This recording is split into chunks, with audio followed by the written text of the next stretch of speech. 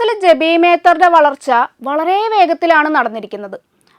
Aluva municipal deputy chairperson സ്ഥാനത്ത് നിന്ന് രാജ്യസഭാ അംഗം വരെയായ ഒരു വളർച്ചയാണിത്.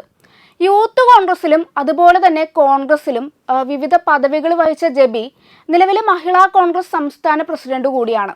അതുകൊണ്ട് തന്നെ കോൺഗ്രസിലെ കെ.സി. വേണുഗോപാൽ വിഭാഗം നേതാവായിട്ടുള്ള ജെബി മേത്തർ അടുത്ത നിയമസഭാ തെരഞ്ഞെടുപ്പിൽ മത്സരിക്കാനുള്ള സാധ്യതയും വളരെ കൂടുതലാണ്.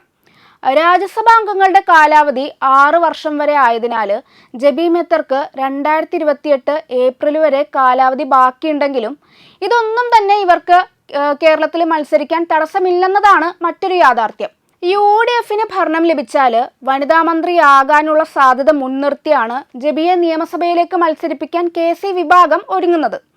അത്തരമൊരു സാഹചര്യത്തിൽ ഒഴിവ് വരുന്ന രാജ്യസഭാ സീറ്റിലേക്ക് നിയമസഭാ തെരഞ്ഞെടുപ്പിന് ശേഷമാണ് തെരഞ്ഞെടുപ്പ് നടക്കുക എന്നതിനാൽ കോൺഗ്രസിന് നഷ്ടപ്പെടില്ല എന്നതാണ് ഈ ഒരു വിഭാഗത്തിന്റെ വാദം.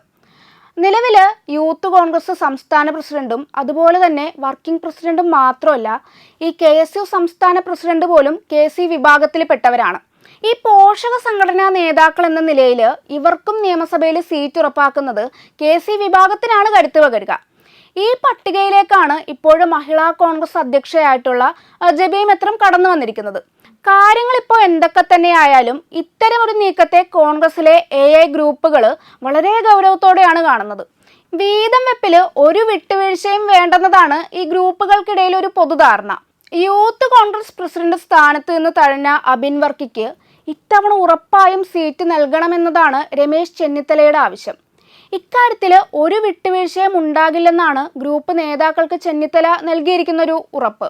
ജെബി മേത്തർക്ക് സീറ്റ് നൽകാൻ ശ്രമമുണ്ടായാൽ അതിനെ എതിർക്കാനും ഈ ഒരു AI ഗ്രൂപ്പുകൾക്കിടയിൽ ധാരണയുണ്ട്. മുൻ വനിതാ കോൺഗ്രസ് അധ്യക്ഷ ഉൾപ്പെടെയുള്ള വനിതാ നേതാക്കൾക്കും ജെബി മേത്തറിനെ നിയമസഭാ തെരഞ്ഞെടുപ്പിൽ മത്സരിപ്പിക്കുന്നതിൽ കടുത്ത അതൃപ്തിയാണുള്ളത്. ഈ ലോക്സഭയായാലും അല്ലെങ്കിൽ രാജ്യസഭയായാലും MP-മാരെ നിയമസഭാ തെരഞ്ഞെടുപ്പിൽ മത്സരിപ്പിക്കരുത് എന്നതാണ് ഈ ഒരു വിഭാഗത്തിന്റെ ആവശ്യം. ഇപ്പോഴേ ഇതാണ് സ്ഥിതിയെങ്കിൽ സ്ഥാനാർത്ഥി ലിസ്റ്റ് പുറത്തു വരുന്നതോടെ ഈ തെരഞ്ഞെടുപ്പ് രംഗത്തെ പോരിനേക്കാൾ ശക്തമായ പോരാണ് കോൺഗ്രസിനുള്ളിൽ ഇനി നടക്കാൻ പോകുന്നത് എന്നതും ഉറപ്പാണ്.